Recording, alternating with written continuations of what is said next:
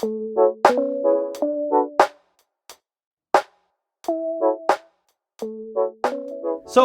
$20,000 a month is a pretty good chunk of change. So this is how I do it with absolutely zero skin in the game, and you can too. What's up, guys? Omar here, broker and CEO of Alden Mortgage and Ome Realty. So this is gonna give you kind of like a little breakdown of how I do this, which is just buying a bunch of cars and then renting them out. So the first thing that you're gonna go ahead and do, okay, if you want to get into this business of go ahead and buying cars and then going ahead and renting them out, like whether now for us, okay, now I'm just gonna go personal experience. This might be the wrong way, this might be the right way. I don't know. It's just the way that I do it, okay? So what I do is I go ahead, and this is for buying and then renting out cars to go ahead and get back as much money as you can, just like as a residual income every single month.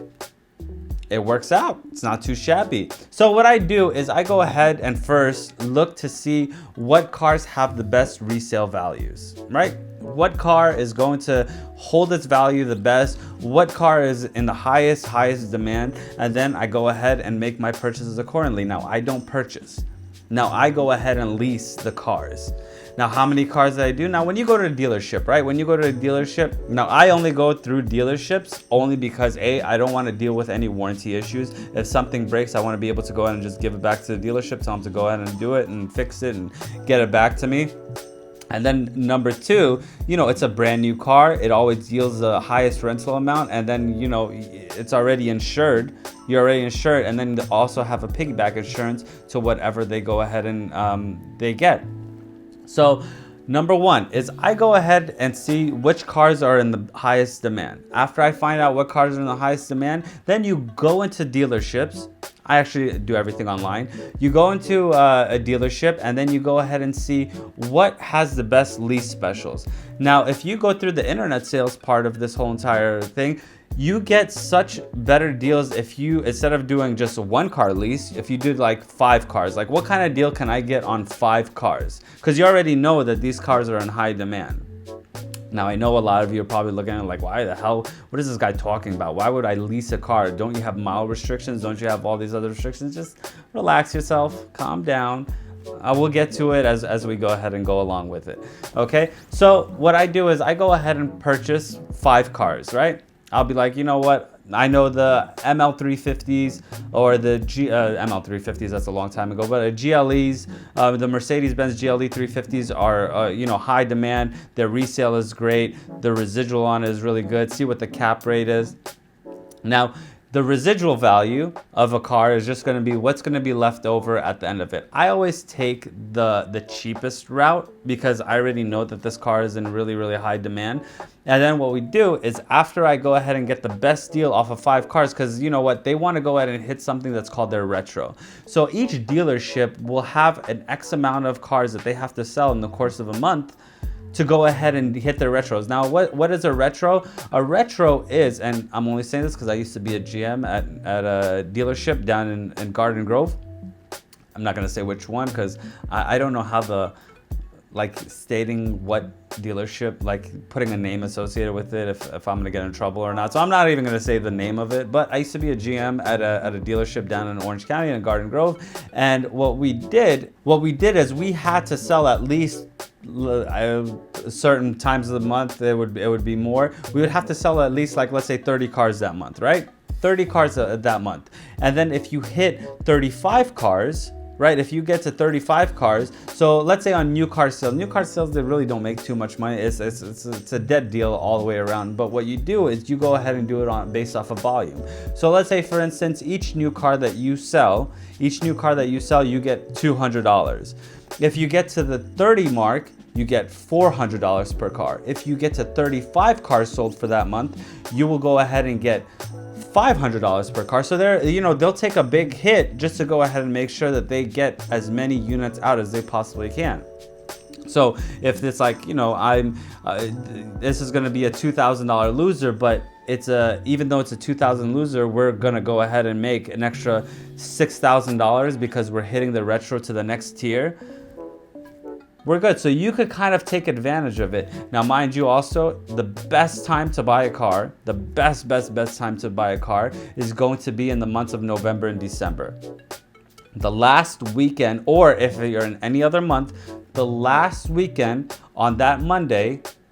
So after the last weekend of that month, on that Monday, because they calculate all their numbers by then, that is the day that you want to go ahead and purchase your car. So if you ever go on a weekend, right? If you ever go on a weekend and then you're like, they start calling you on Monday, Tuesday because the deal just didn't work out. That's what's because they're like, we gotta hit our retro. We need to go ahead and get this car out. Call them, and let's try to get this deal done. So after we go ahead and negotiate the deal with their internet team, and this is going to be on fleet sales, after you go ahead and negotiate your terms, because they'll go ahead and give the most, they're like, okay, you're going to get 5 cars off of our lot. That's great. We're going to go ahead and, hook you up. We're going to really take care of you on this one. So you go ahead and do it. And this is me personally, you could do whatever you want because I don't like putting any skin in the game. I go ahead and try to do 0 down. Now your credit is very, very important. Now you're probably like, how do you get approved for 5 cars? Well, this is the second part. I structured this to a company. So I don't purchase cars directly under my name. I purchase these as company cars. Liability, taxes, helps out a lot. Should really look into it. If you want to know about how you get taxed and LLCs and this and that, I'll go ahead and put a link somewhere up here, and you can go ahead and see how different LLCs and how you get taxed with a partnership or a single or a S Corp or a C Corp in conjunction with an LLC works. Go ahead and pop it somewhere up here. But so I purchased all these vehicles under my company name. And I purchased these as company vehicles. Then once we go ahead and do it, I say I'm not going to put any money down. These are going to be 0%. These are going to be, no money down. You're going to go ahead and just pop these guys over to me. Then once we go ahead and close the deal on all 5 or 6 or 2 cars, whatever amount of cars it is, right? Then what you're going to do is you're going to go ahead, and what I do, I go on, I stick to the ones that insure, like the Airbnb of cars is like Turo, right? You go and I rent them out on Turo. So let's say hypothetically your monthly payment on the vehicle is $1,000, right? $1,000. I know if I rent it out for $275 a day, it's going to take me about 6 days worth of rental to go ahead and make my money back, and then everything after that is going to be in the green. So I go ahead and that'll cover your car payment, it'll cover your insurance, it'll cover everything that you need to do, especially your running costs, like your oil changes and all that. 6 days will go ahead and cover me. So you'll have to do the math on your own, maybe even undercut some of the people. First look to see what they're renting for, and then after you see what they're renting for, then kind of, price yourself out to make sure, because you don't want to price yourself too high where you're just sitting on these cars. You don't want to sit on the car. You want to go ahead and make sure that they stay rented and you have a little bit of cash flow coming in.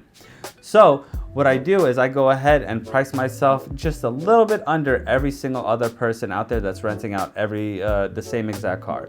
So I can make sure that I'm always going to be the first one that's going to go ahead and get rented out.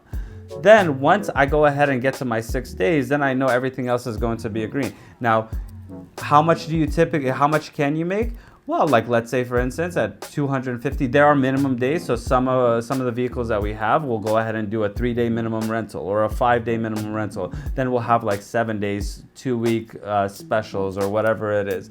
But you could do roughly about, so on $1,000 on your payment, typically you can make about $5,000 a month, excluding the $1,000. So let's say $4,000 on that one car if you rented it out for the whole entire month. That should be $5,000.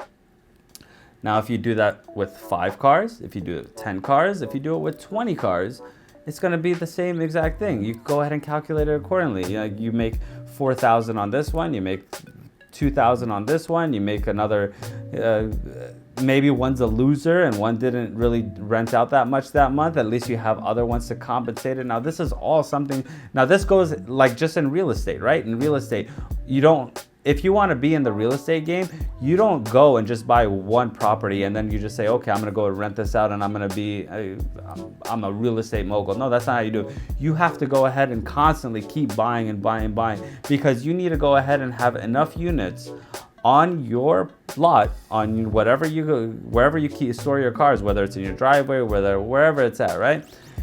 that will have to go ahead and cover the cost of the other one. So if one car doesn't rent at all and it's a loser and you have to still pay that payment, well, at least you have like 6-7 other cars that are sitting there covering the loss that you have on that one. So then comes towards the end of the lease. Then you're like, okay, you know what? That sounds all right. That sounds doable. That sounds understandable. Now, what do you do when the lease is up and you're over the mileage? Well, there's something that's called the right to sell. You could go ahead, and if we are over on the miles, even if we're not over on the miles, right? Even if we're under on the miles, then we start getting on the phone with your Carvanas, your CarMaxes, with other dealerships to see if we could go ahead and do the right to sell, to go ahead and sell it to them for more than what our residual cost is. So let's say hypothetically that at the end of the lease term, our residual value on the car is $30,000. So I know that I need to go ahead and sell this car to whatever dealership. I have the right to sell each one of these cars to the lease, because at the end you'll have the option to buy. So typically, whenever your lease term is coming up, they're gonna say, hey, do you wanna buy this car or do you wanna go ahead and return it? I don't wanna keep it. I'm gonna go ahead and sell it. So I go ahead and call Carvana. Let's just say Carvana hypothetically for this one. I don't know if I'm allowed to say whatever. So I call Carvana, right? I call Carvana. I'm like, hey, do you guys want to buy this car for $33,000? And they're like, yeah, like especially right now, right? We're in February 2022 and car prices are just stupid. They're just like, it's just increasing. Like the same car that I could have bought last year is like $10,000 more this year than it was last year. But if I'm like, if I bought 5 cars and I got a really good deal on 5 cars, then when the lease term comes up and I'm like, you know what, I'm gonna go give the right to sell to Carvana, I'll be like, okay, my residual is at $30,000. I'll give you the right to sell for $34,000. So what they'll do is they'll go ahead and pay $30,000 off of it, and then they cut us a check for $4,000. And that's how that works. But if you don't get an offer on that car, and you are still under the miles or you're right at the mileage, great. You go ahead and return it. Don't even worry about it, or just go ahead and tell them to get you another one. Get you a brand new one, and you don't even have to step in. They will deliver it straight to your house, and then you could start taking pictures and advertising that one on Facebook or Turo or whatever it is that you want to go ahead and rent it. But the most important part of this whole entire game is going to be when you do put it in your business name, okay, how you're going to go ahead and, cover your taxes. Make sure you have yourself a good CPA that is going to help you understand the numbers and how much you are actually going to take home. Then number 2 is going to be the biggest one, insurance. You need to make sure that if somebody goes and does something stupid with that car, that you don't come out of pocket. You are covered to the max. Full coverage. If you could get like God coverage on it, get whatever you can to make sure that you are covered. That's why I actually honestly like the Turo thing, because if anything happens with the car, my insurance is always going to be secondary to whatever they go ahead and purchase. So they'll cover whatever. They have different plans. I think it's like a 90%. They take 10%, use their platform. They have an 80%, whatever. We always go to the max 90% and give them their 10% cut, and then we go ahead and go from there. But that's how I make an extra 20 grand a month. Sometimes more, sometimes a lot more, sometimes less, depending on the time, depending on the car. Hopefully I didn't make a bad decision on a car, but hopefully you won't either. I usually like to stick with the higher cars that I'll do like 50% on the high line cars, which is like your Mercedes, your BMWs, your Audis. And then I'll do 50% of it on the low end cars, just to make sure that I have, the cars are just moving. And then this way it improves your rating on whatever application that you're trying to rent these cars from. And then you have zero out of pocket, you have money coming in, you're making those payments, you're good to go. And that's pretty much it. So lease them to keep your running costs as low as possible. Go ahead and rent them out on whatever platform that you go ahead and desire to go ahead and rent them out to. And then I can't stress this enough, insurance. Insurance is probably the most important thing that you could possibly have whenever you're renting these cars out. Well, if this content helped you out at all, go ahead, like, subscribe, comment, hit that bell notification. I'll go ahead and upload you guys, I will update you guys on anything else that I have coming up, anything else that I do, and yeah. And for up to 50% commission rebate, because I own a mortgage and real estate company, these guys right over here. And for up to 50% commission rebate on your next home purchase, 0% listing fee on selling your current home, or any mortgaging assistance. And we have a ton of mortgaging products, from 100% financing to rental properties to just about anything you could possibly think of. If you do have any of those questions, link in the description below. Shoot us an email, DM me, whatever it is. Send a carrier pigeon. I don't care what it is. Let me know and let your boy help you out. Until next video, guys, appreciate you watching. Like, subscribe, comment, all that good stuff. Until next video. Thank you.